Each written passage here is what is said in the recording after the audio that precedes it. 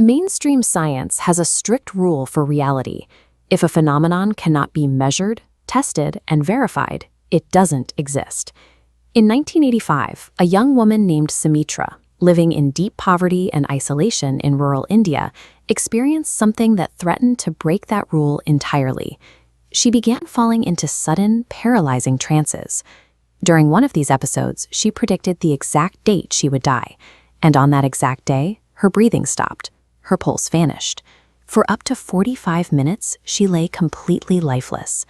Then, she took a deep breath and sat up. But the woman who woke up violently rejected her husband and child. She claimed her true name was Shiva, a woman from a different town who had been murdered. The event quickly outgrew local folklore.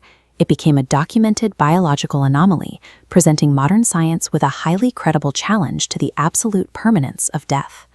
The evidence seemed flawless.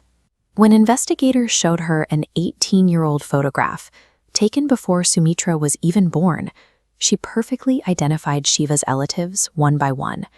She recited intimate details about their homes and possessions.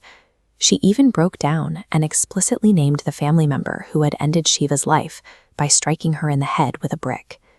Even more difficult to explain was the physical evidence. Sumitra had zero formal education, yet after waking up, she suddenly possessed the ability to read and write, sending perfectly constructed letters to Shiva's distant family. The story exploded. Newspapers across the country picked it up, eventually drawing the attention of elite psychiatric researchers. After a 2-year investigation, they officially classified it as a legitimate case of replacement reincarnation. When credentialed academics validate an event like this, it forces a difficult question. Either our understanding of biology is entirely wrong, or there was a critical flaw in the investigation. So, what did mainstream scientists see that paranormal researchers completely missed? Mainstream psychology approaches a case like this by looking at the living person, treating them as a patient in need of a medical diagnosis, rather than a vessel for a spirit. When we look closely at Sumitra's actual life, we find a catalog of severe trauma. Her mother died young, her father worked far away, married off at 13, living in extreme poverty, isolated from any social support. This chart shows the clinical baseline for dissociative identity disorder, listing the primary triggers: being a young female, experiencing trauma, and facing social isolation. When we lay Sumitra's life history over this criteria, every single box required for a severe dissociative break is checked. When the human brain is subjected to inescapable compounding stress, it deploys drastic defense mechanisms. It shatters the primary personality and constructs extreme escapist identities just to survive the psychological pain.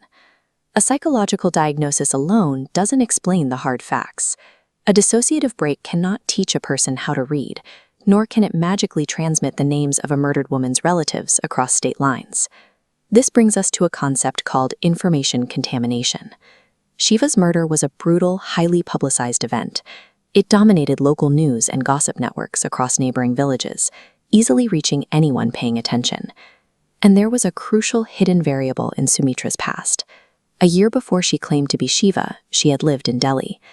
While there, a relative sat down and specifically taught her how to read and write letters.